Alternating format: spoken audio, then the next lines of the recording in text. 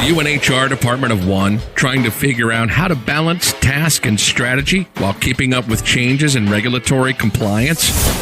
Do you need a fresh outlook on old topics? Then stop what you're doing, grab your coffee, and get ready to recharge. If you have people, you have problems to solve and things to do. Your host is Brenda, a 20-year human resource professional, ready to explore the HR industry with veterans of business and life with fresh eyes and new ideas. Learn about the rapidly evolving changes in employment law around the country, as well as new tactics to deploy and build engagement in your workforce. If you're looking to implement new practices to make your job easier in HR, then this podcast is for you. Hello and welcome to the Best Practices in Human Resources podcast. I'm Brenda, the HR lady, and I'd like to thank you for listening to this show.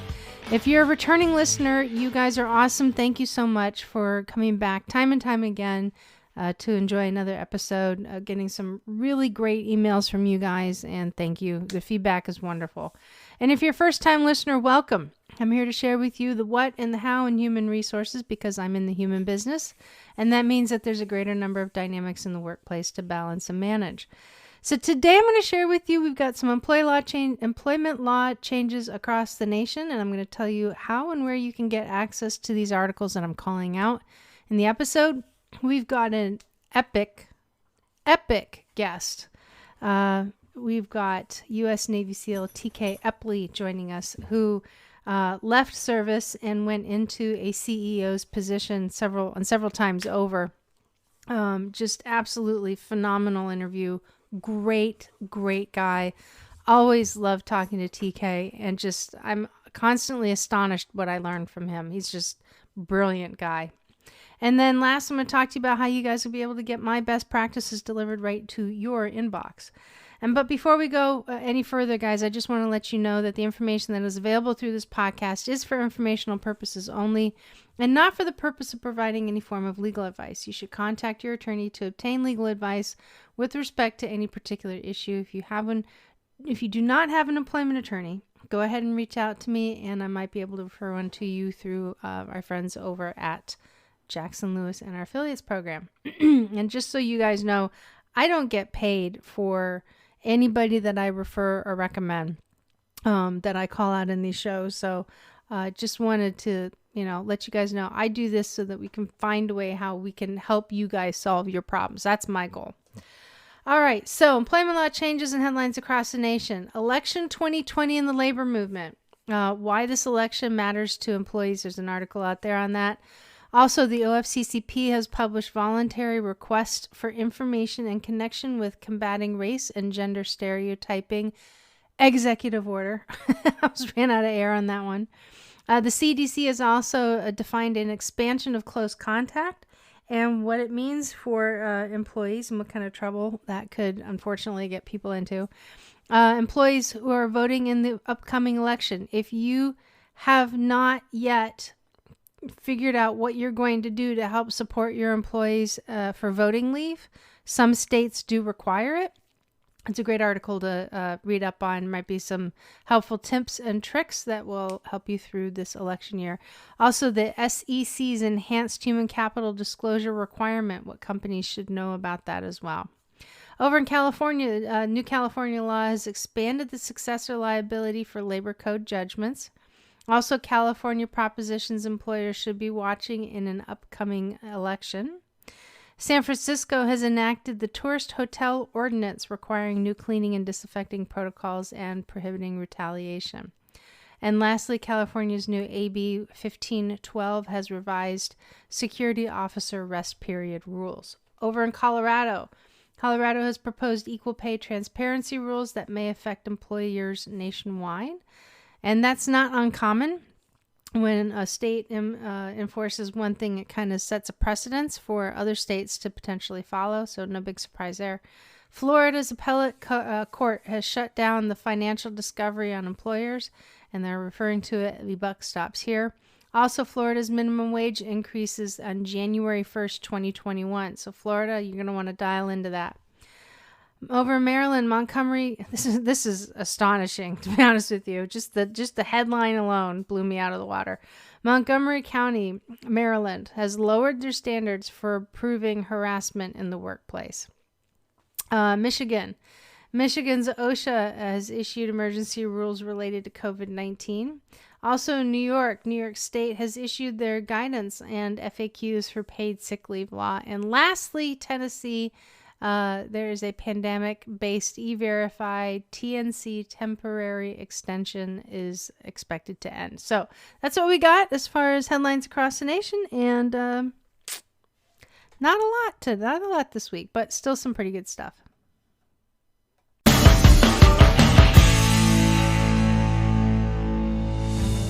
There are approximately 2,500 members of the U.S. Special Operations community who transition out of active duty military service every single year.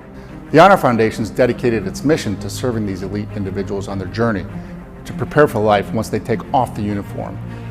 In the past few years, we've begun our own journey to reach this number, launching 3 physical campuses in San Diego, California, Virginia Beach, Virginia, and near Wilmington, North Carolina, along with a virtual campus to reach members of the community anywhere on the planet. I spent 26 years in the Special Operations community as a SEAL. I graduated from THF's program, I served on the board of directors, and now I'm proud to lead this organization into the future to continue assisting these transitioning service members and their families. Our dedicated team, our world-class program, and our incredible tribes of supporters are standing by to help THF alumni and future fellows, and are committed to providing the best possible support system and resources to better serve this community. Our vision for the Honor Foundation is clear: to impact every transitioning service member from the U.S. Special Operations enterprise through our programs and support, and to be a catalyst for overhauling the entire DoD transition program. It's a big task, but the community deserves it, and we're driving full steam ahead to make this a reality. If you've been inspired with what the Honor Foundation's done in the last 5 years, I welcome you all to join us as we craft the next chapter in defining what it means to serve others with honor for life.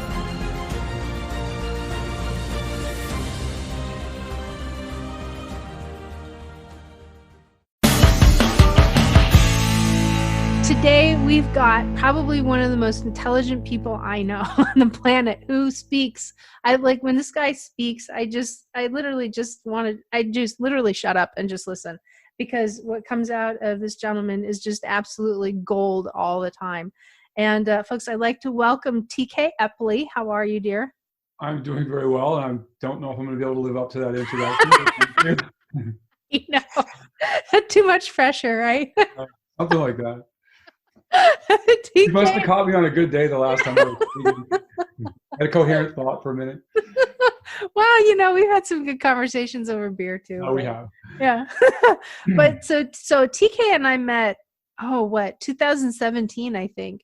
And we pop into each other every now and again, but when we do, we just always have these amazing conversations, and he's been out there just literally crushing life. And look, do me a favor, because I can't say it any better than you.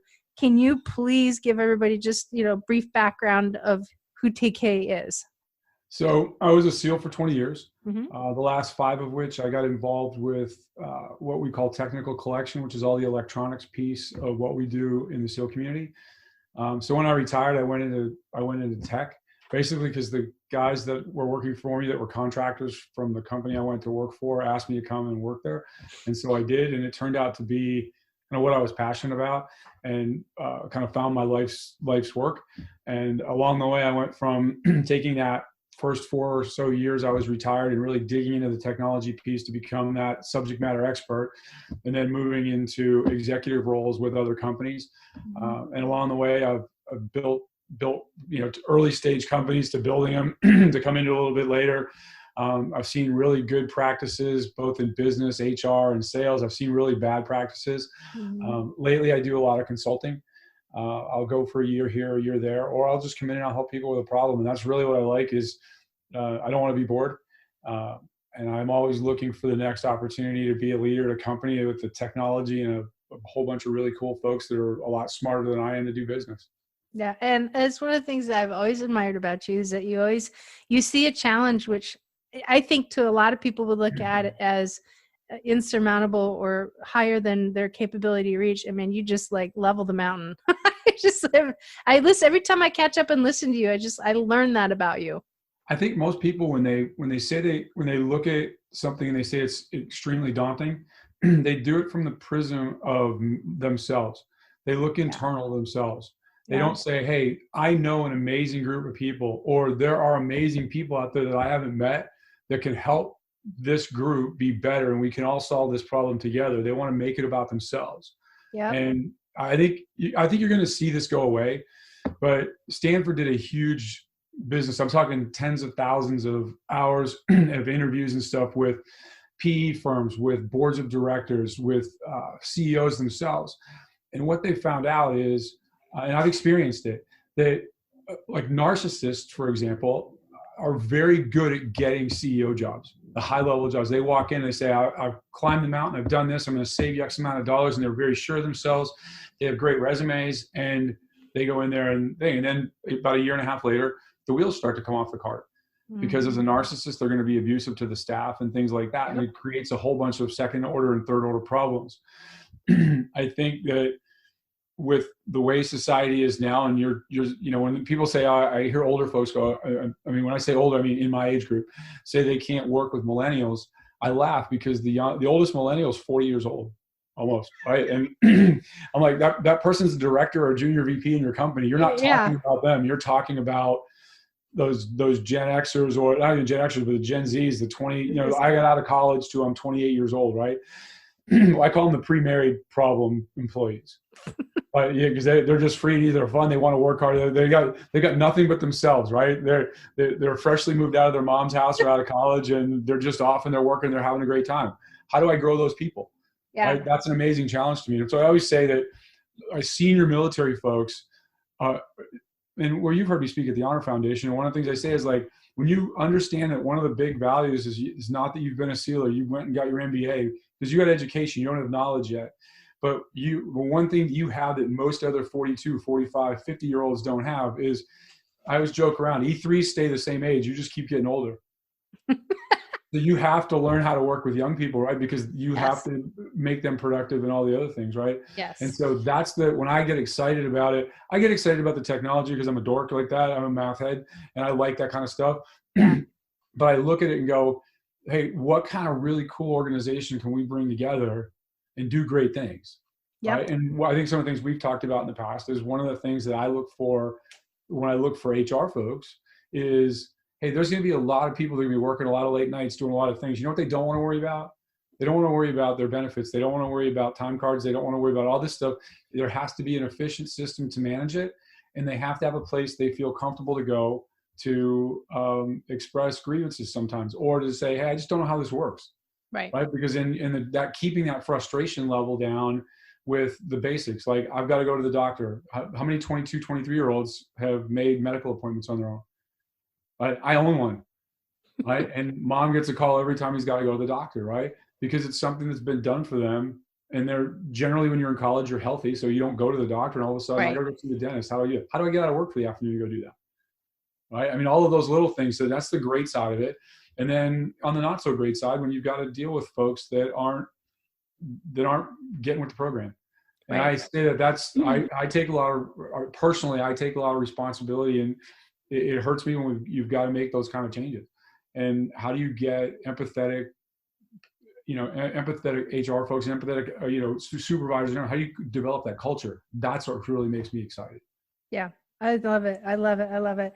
So something that we've been talking about here in this community, over in the Next Gen Women in HR Facebook community, something that I bring up from time to time, and you're a perfect person to talk to about this, is, there's a lot of people that are in this job that don't know how to sell HR to a higher level, or if it's a small business, communicate with the CEO as to why something's important, other than it just needs to get done because everybody said so, and so does SHRM. I've talked in this community and in this listenership about, getting buy-in to the executive is a different kind of persuasive language that has to take place. Once you master it, then getting a yes and getting the full backing of an executive or a CEO increases significantly. And in my opinion, and I've seen this time and time again when I've done it, is that there's three things that I come from. Number one is, if I don't understand the objectives of the company, how can I propose something that supports the organizational growth?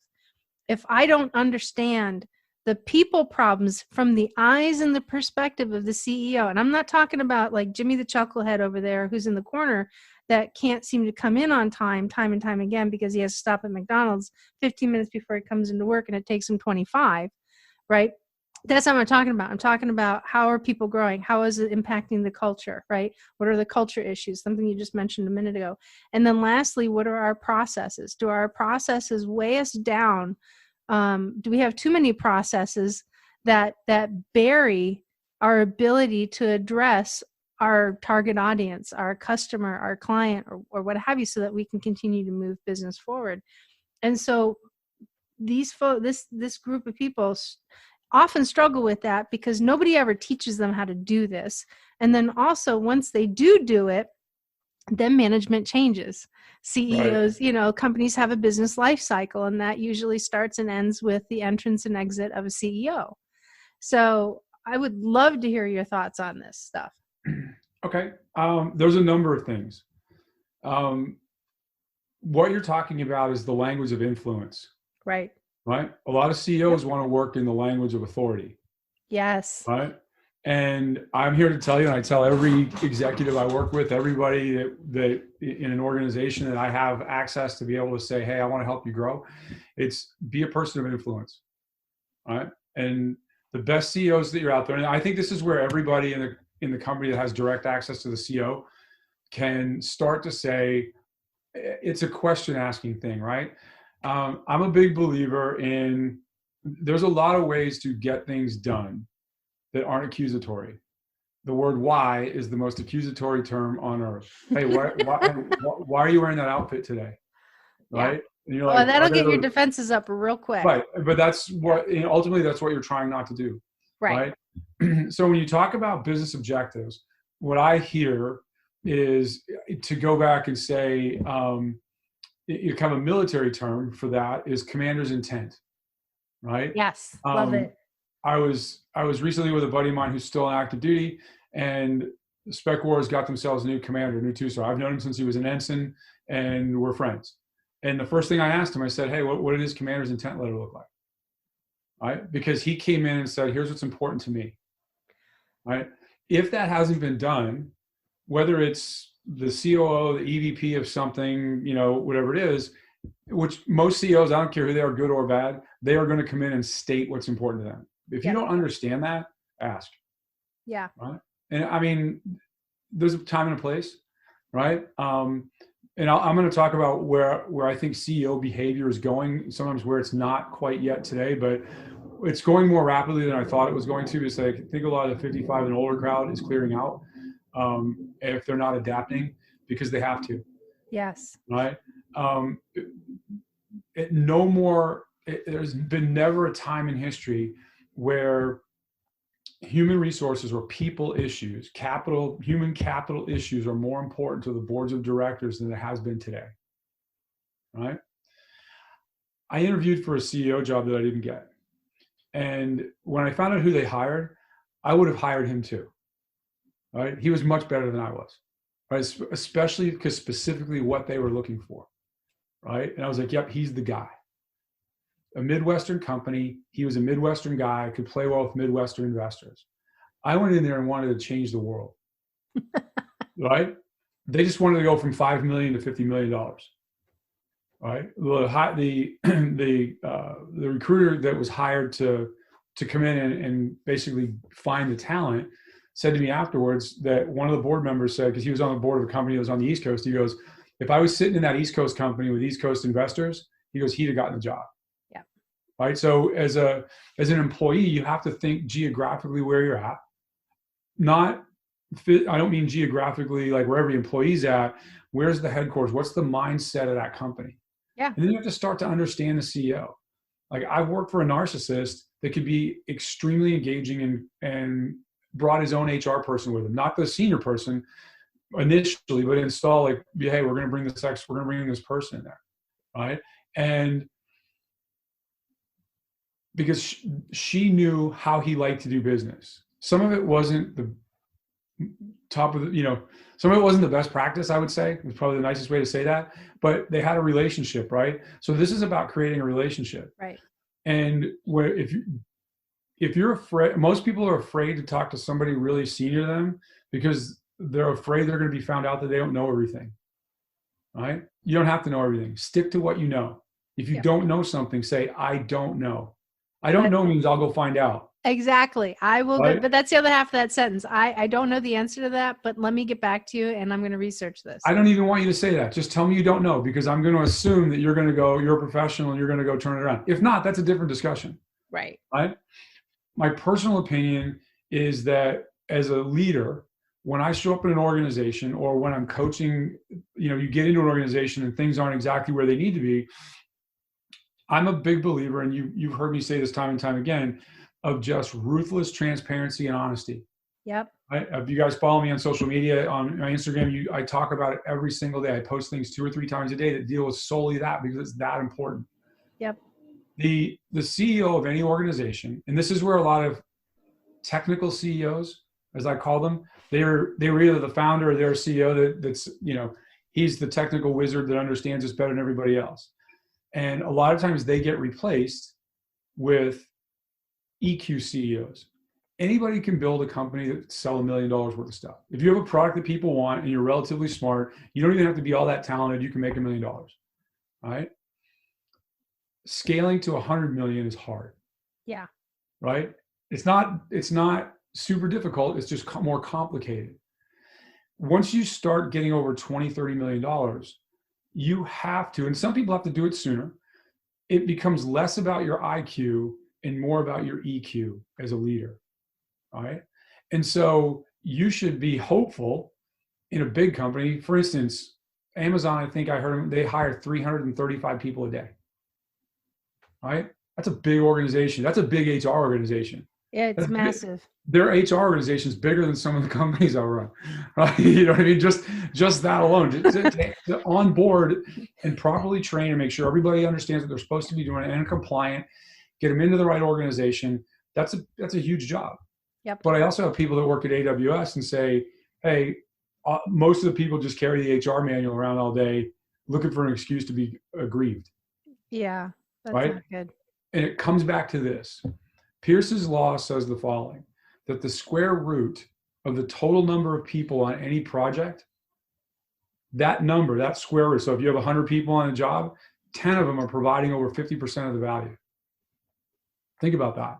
It's really easy to quantify in sales, right? You give somebody a quota, they don't make their quota. Here's the top third, here's the bottom third. Right. And I go to sales organizations all the time and I say, how many salespeople you got? And they're like, we've got 10. I'm like, so you got 3 people making their quota, 1 person at like 90%, and everybody else is useless. And they're like, how'd you know? Like, it's almost an immutable, like it literally is almost like, hey, it's like that everywhere. When it rains, you're going to get wet. Right, exactly. And it's scary. Amazon, at 100,000 people in an organization, only 330 of them, roughly, plus or minus, are active participants in success, according to that metric. Right. So when you get into an organization like Amazon or these big organizations, HR is no longer considered to be a cost center because of the amount of work it takes just to get that globally, that many employees on board in the right chair, doing the right thing every day of the week. Right. And dealing with the human interaction repercussions. A CEO of a smaller company, I'm talking maybe even up to 100, 200, 300 people. You have to be, I had a CEO ask me at dinner one night, he goes, Tiki, what happens when you hate the culture of your company? I'm like, I literally said to him, I'm sorry, it sounded a lot like you said you hate the culture of your company. He goes, yeah, I do. I don't like it at all. I'm like, well, you're the chief culture officer. You're the chief vision officer. I think, especially when you start talking from a human resources piece, you're there to be a big help with that. Yeah. Right? Because I've been sitting in meetings where the CEO's like, hey, I want to do this. I want everybody to have that. I want, like, no, hold on. We can't do that. Why? Because I don't know exactly why, but we need to get we were just talking, my favorite HR person, her name was Brandy. Ever. I will drive a car out to go get her if I need her again and make sure that she's in the lap of luxury the whole way back. Right?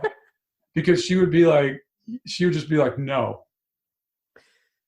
And everybody would stop. And you knew it wasn't going to be abusive. You knew it wasn't going to be anything. It was like, we're going to do that, but we're going to have to do it this way. Right. And this is at the core of what I'm getting at.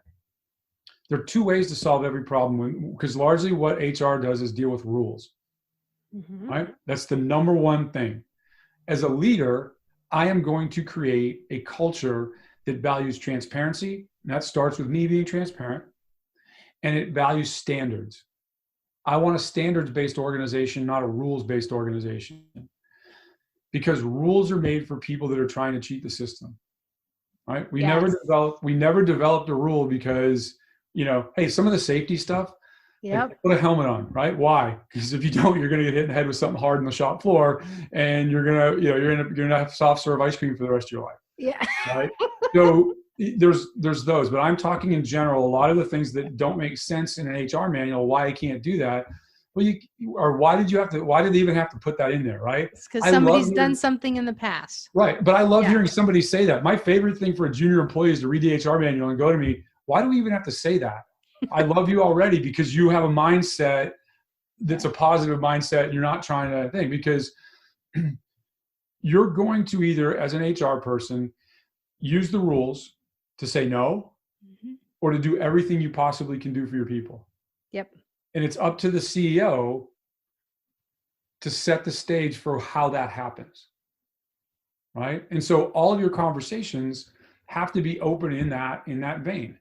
Right. And you're going to get asked hard questions. Right. I was recently talking to a company down in Florida. They were a family-owned business that has been around for 50 years. A big hedge fund person, if I said his name, people that know money would know who it is, just bought the company. He basically said, I'm going to keep 60% of the company. I'm going to do 40% as an ESOP. Everybody's HR folks should be employee stock owned program, right? So 40% of that company is owned by the employees. And that's a relatively new thing. And like I said, it was literally mom and pop, dad thing, the kids, right? And they're slowly moving that out. They did $1.3 billion in revenue last year, and it was run like a family business, right? And they were killing it. When they asked me to come in and talk about strategy and how to go to the 21st century and how to really say, hey, we want to go from 1.3 to 1.6 per se. That's not really where they want to go. I talked them into that being the next intermediate step, right? Because if you start making these targets too grandiose and you miss, what do you do to employee morale? More importantly, there were enough problems with what went on, primarily with customer service, right? Because you have a business that every interaction is with a customer service agent, right? I went online and I looked at what externally people were writing on Google reviews for them. Their customer rating was a 1.8. Ooh. You gotta try. It's like I'm just impressed because you have to work your butt off to get a 1.8. You don't do that by accident. Yeah. I went there and they said, I said, so how are you going to solve this problem? I already knew the answer I wanted. I knew I wasn't going to get it because I knew what they weren't looking at, right? Because they were thinking like bosses, not leaders. Yes. Right. And so what they've done is, whether it's HR or anybody else, they've instilled that thought process that think like a boss, don't think like a leader. And I'll talk a little bit about how we think like leaders, but when I looked, and I went on Glassdoor, Indeed, and all the places where employees can dump their, vent their spleen about happiness or sadness of the company. And they also gave the company a 1.8 rating.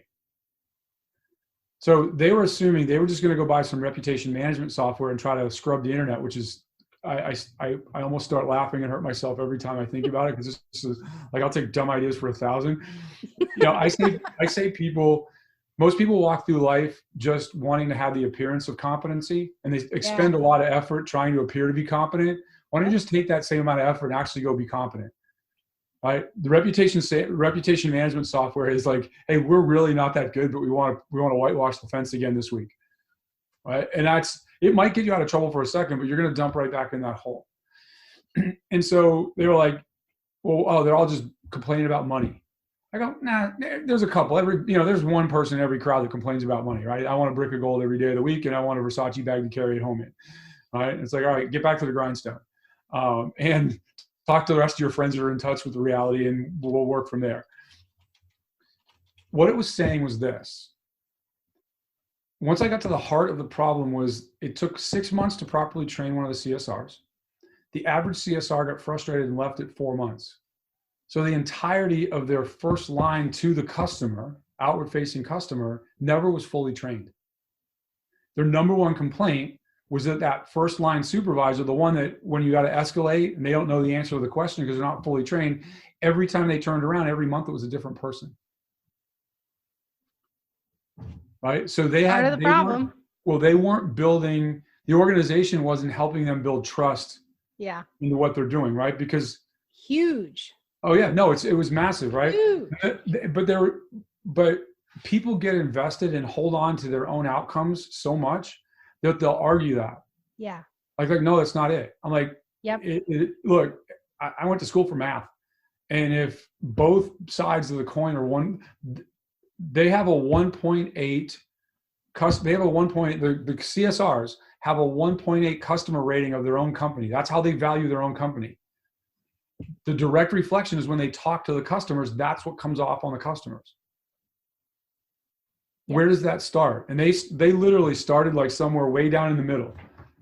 I'm like, no. It starts in this room.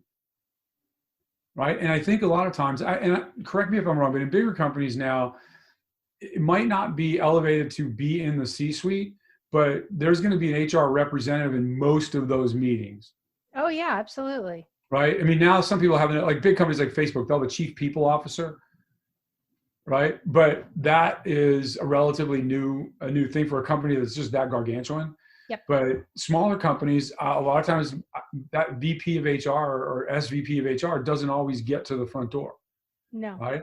And I would tell those SVPs of HR that, look, you have to cultivate your people, and you're the number one. Hey, we've got to sell things that are unpleasant sometimes. So what's the training? How much role playing do you do? Right? As an organization, like, yes, everybody's got something to do, but once a week you get picked. Hey, here's the problem. Right? It is 15 minutes. Yep. Right? Here's the problem. How do we do that? Right? I tell sales organizations all the time. I said, you have the ability to record every conversation, correct? Modern phone systems that they use to sell, especially, the over the phone guys. I'm like, yeah. How many times have you recorded it and played it back and listened to yourself? How many times have you reviewed it? Well, it's a coach's tape, right? It's a coach's film. First you coach yourself, and then you say, hey, I got to go somewhere else. Now you coaching. It's the same way with talking with executives. Yeah. Right? They gotta get up and get dressed the same way you do. Right? But you're right that their outcome decision tree is different. And in small to mid-sized companies, HR is a cost center. Right. And so when the head of HR is like, hey, I need 3 more people for this, and he's not like, for love of God, like, we have a tribe down there. I mean, like, what's going on down there? I mean, I don't even get cookies or anything, because you got to be doing something other than HR down there, because that's a lot of people. Right. And I've heard like literally like, are you guys like running a bake sale or something we don't know about? Because they're just trying to figure out, it just seems like a lot of people. Yeah. And a lot of times it's an incorrect articulation of what the issues are. Yeah. Right. I think a lot of people, going back to what you were talking about, commander's intent, because it keeps hitting my mind, is that all these things that, we're talking about, fabulous, but it always comes down to 2 things. Do you know what the leadership is expecting of you? And number 2, what are you doing to instill trust that they don't, not necessarily put yourself in a position where you're 100% completely autonomous, but like what you were talking about, branding. You would drive across the country and make sure she comes back in the lap of luxury, because she's hit those markers. She's hit those, what's important to you as an apex leader in an organization, to feel confident, to know that she's literally, she's got your back. She's got a seat at the table, whatever cliche you want to say. Right. But she's also somebody that you can turn your head to the right to go deal with what's going on here, and feel comfortable that what is going on the left side of that's now out of your field of vision is being handled.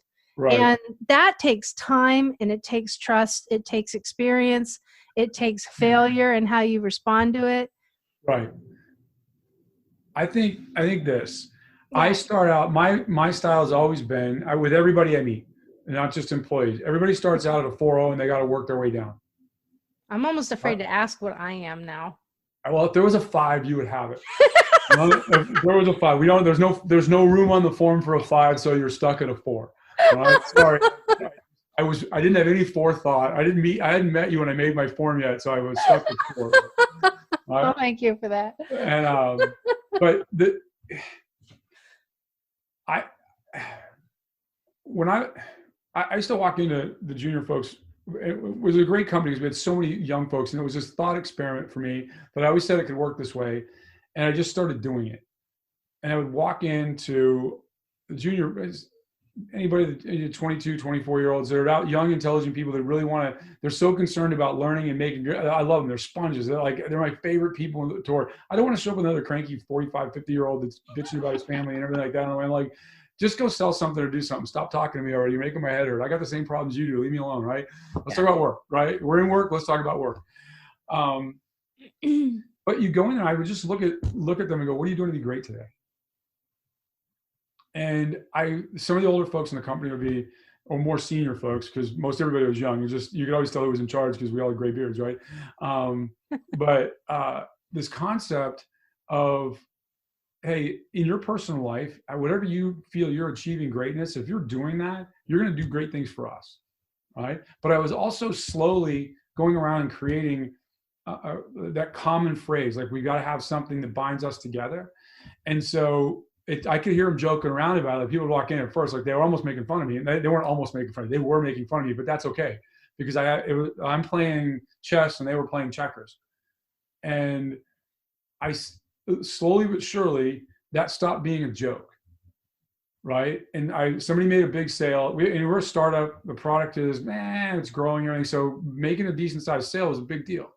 And I just heard one of the junior folks look at one of the other folks and go, hey, you were great today, right? And there was that level of empathy. I'm a big believer in two things, empathy and accountability. Yep. If you have empathy with no accountability, it's chaos. Right. And if you have accountability with no empathy, you're just mean. And that's how people go, get rid of that person, get rid of that person, get rid of that person. Yep. Right. And then HR becomes a basically revolving door to fill out exit paperwork. Right. Yep. Which is terrible. Right? Yeah. That's a nasty position to be in. I know, having fired a bunch of people largely because the predecessors oversized the company really quickly. They got a big bucket of money and started building this grandiose vision. We had to come clean it up a little bit. I fired the better part of 50 people in one day. Mm-hmm. And I started because I started with the folks that were in Europe and I made my way to California. And we got to whatever the number was. It was like 44, 45. And the VP of HR at the time looks at me and she goes, oh, I'm glad that's done. I look straight in the eye. I go, we got one more. And I got rid of her. Right. And that's how we got Brandy. Because she was the number 2 and there had been some adverse behavior with the number 1. And I was like, if we're going to start, and I will tell all you HR practitioners out there, if you have it within your power to talk to a senior leader who is advocating workforce changes, let's just put it that way, however they may be, if you're going to get into the business of letting people go, and usually this is in startups or post startups when you're trying to manipulate money against people and time, you have top line revenue, you have bottom line revenue. In between, you have all your expenses and EBITDA, earnings before taxes, interest deductions, or amortization. If you can't make the top line number, you got to finesse everything in the middle. And that's what we spend, what we don't spend, how many people we have, all of those things, right? And if you're getting to a point where you've got to let go of people, what I tell everybody to say is make sure you do one too many, not one too little. Yeah. Because if you leave that one person hanging on, there's going to be that, why did that person get to stay?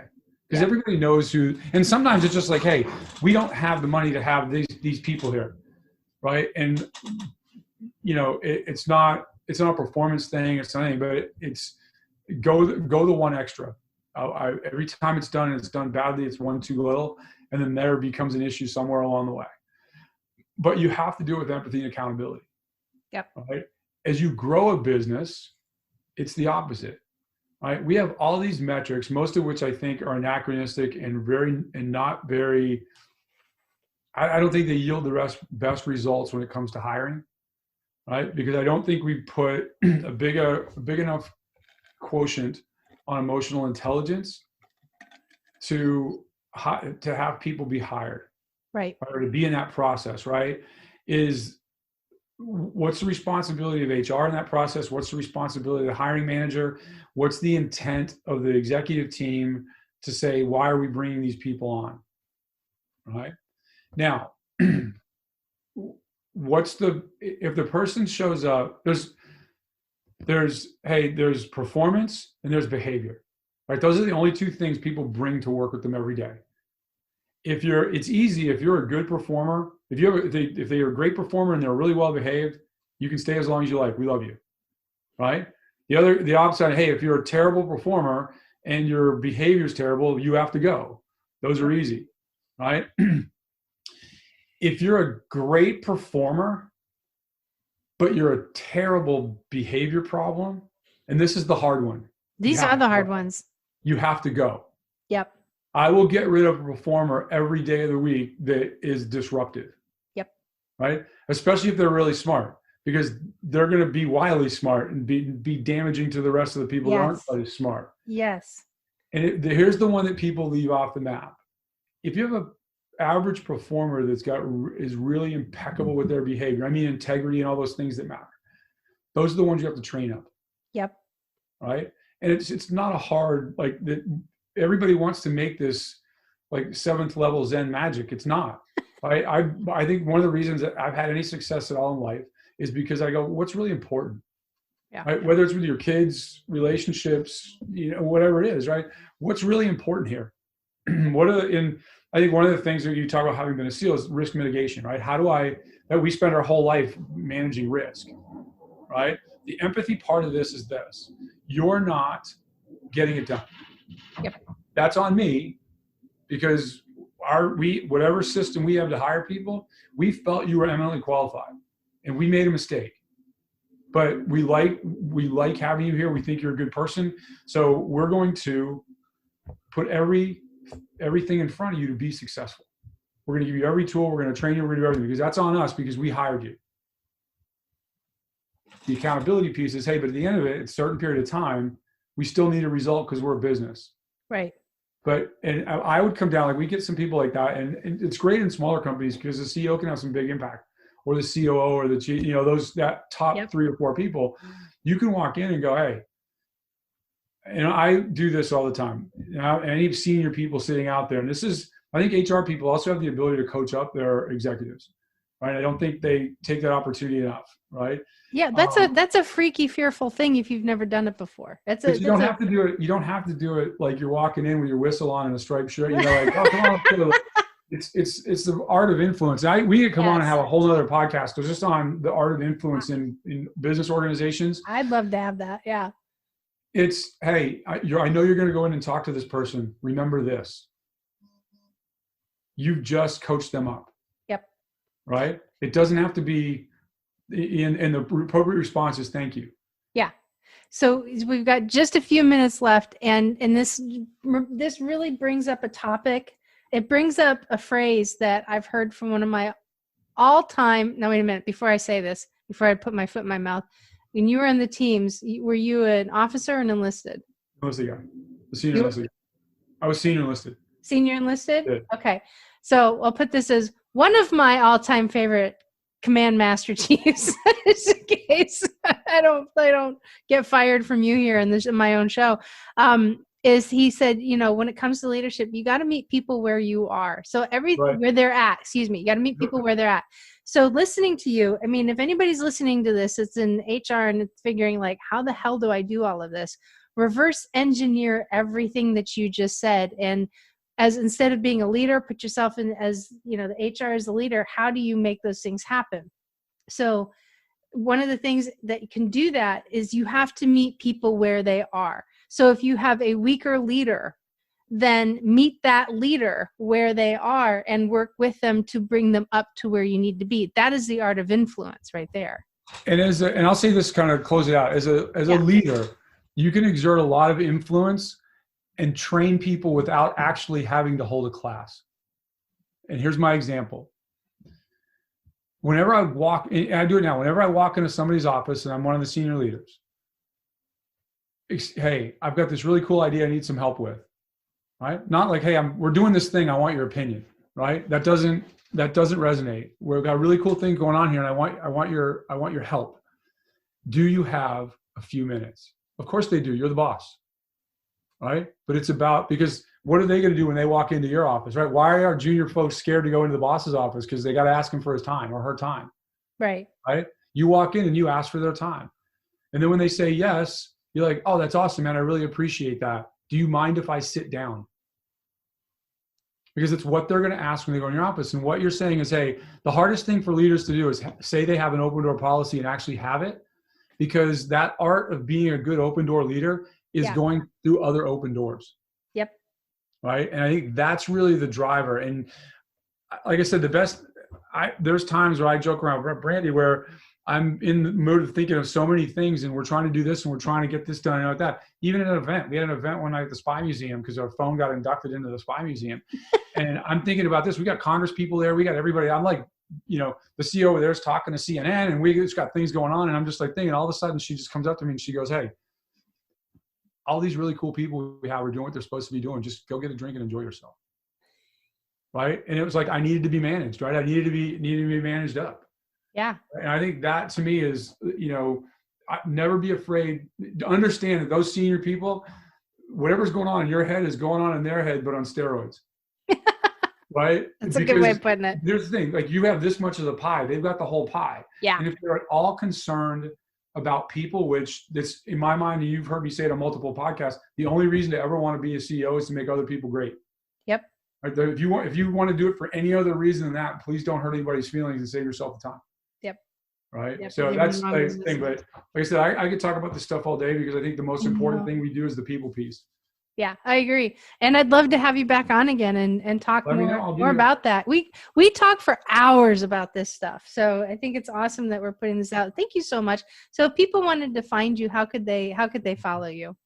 You can, I'm on the easiest way. Most of the stuff I do and I put stuff out every day is on Instagram, just because as a platform, it's just so easy. And it's TK_Eppley is very easy. You can go find me over at Victory Strategies because I'm one of the managing directors there, and I consult with those folks, and it's really cool. And then through LinkedIn and everything, I pop up on people's podcasts and things like that. So, and I'm always gracious when people ask me to come and be on their stuff. That's so. Thank you so much for doing this. No, anytime.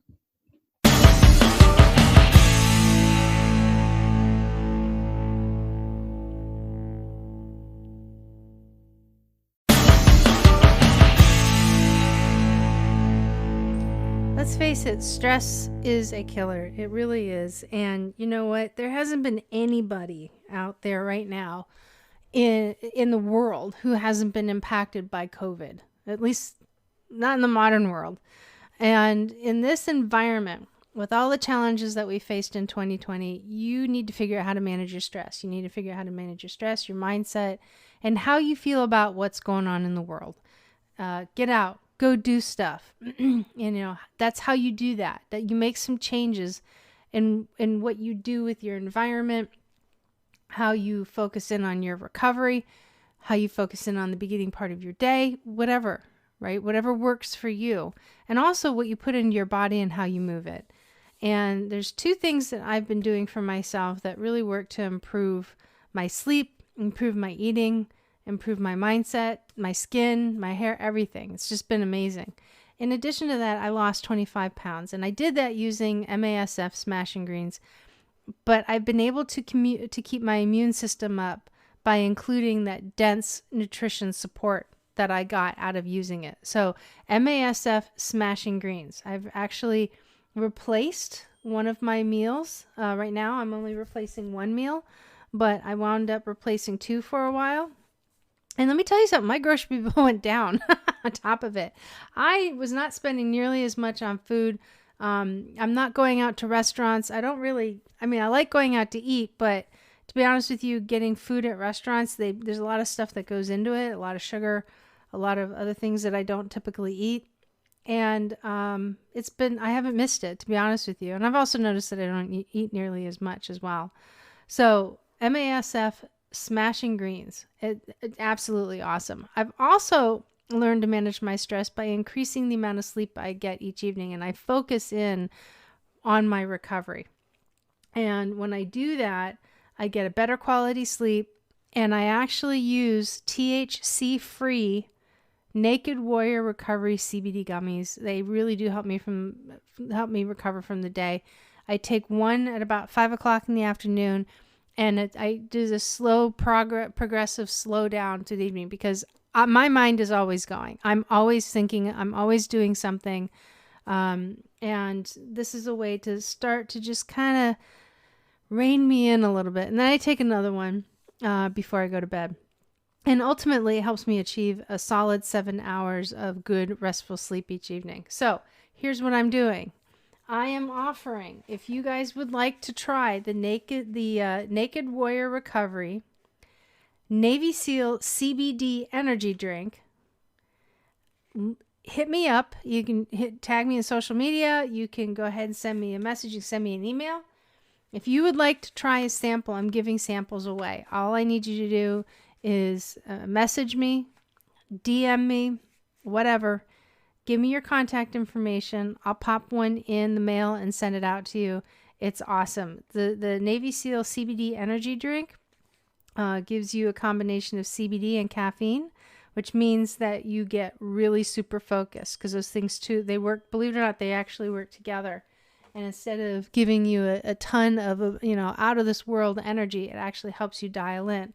And so you just get really, really super focused. It makes you more effective at what you're doing. And I'm a firm believer in CBD. And like I said earlier in the show, when I make a referral or a recommendation like this, I don't get paid. Will was on our show a little while ago. He provides me with some stuff every now and again, and I greatly appreciate it. But total believer in this. So, all right. You guys know I love when I get your questions. So you can submit your HR question, you can submit your question on the BrendaTheHRLady.com website by clicking on the podcast link from the menu, and down towards the bottom of the podcast page is a submission form for you to go ahead and post your question, which I may read and answer on an upcoming episode. So this week's question: have you ever decided not to fire somebody during the meeting you'd set when you tell them that they were fired? The answer to that is no. I haven't. I have never done that. I have done that when it comes to getting ready to discipline somebody.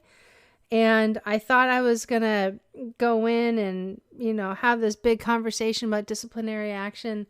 And I learned this a very long time ago. You may have something in your mind, or you may see something playing out in a certain way. But at the end of the day, when push comes to shove, and when you sit down and you start talking to your employees about what's going on, you're going to learn stuff. You're going to learn things that you didn't know before. You're going to learn things about the situations that you're, working to manage through.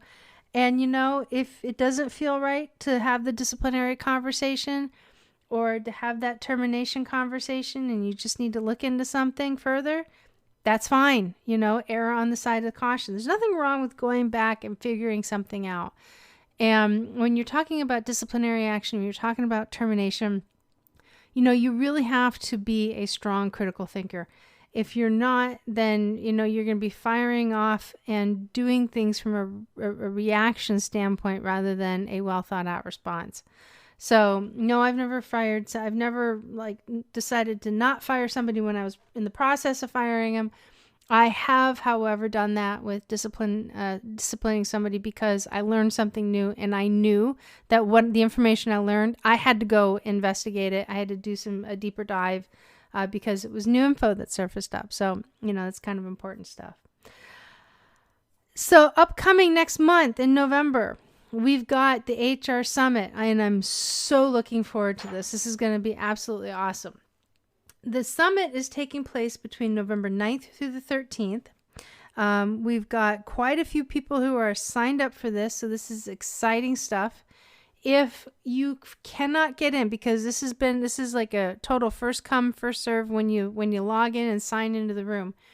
If for some reason you can't get in, don't worry about it. We're going to actually get you the video for that. This is a free summit. This is the last time I'm going to do a summit like this at no cost.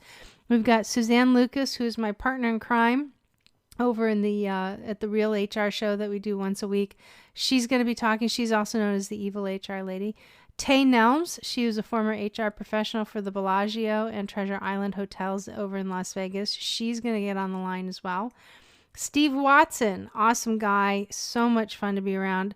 He is currently serving as CFO, and he's a founder of Trendbusters, which is an organization and an operation where they go in to try and figure out how they can help companies save money through their benefits program. And then yours truly, I'm going to be coming in a couple of times on Wednesday and Friday. So what we're doing is we're doing 1 hour a week, 1 hour a day, 1 day a week, every day of the week from the 9th through the 13th. So we'll kick it off Monday, 10 a.m. Eastern Standard Time. And then we'll have a session every day at the same time, once a week. Same bat time, same back channel all week long. So it'll be pretty great. And the reason why we wanted to do it that way, we didn't want to put something out where it was going to risk taking you away from the whole day because, you get distracted. And everybody, wants to pull you in 16 different directions. So we wanted to make it really easy. So we just broke it down into the whole week. So pretty cool stuff.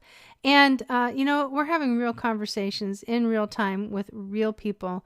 And that's over in the Next Gen Women in HR community. They are an awesome group of women and men, and we're growing. We're growing strong, and we're growing fast. And I can speak for the group that, we'd all love to have you join in and get involved in the conversation. We've just brought in, like 15 people in the last 2 weeks.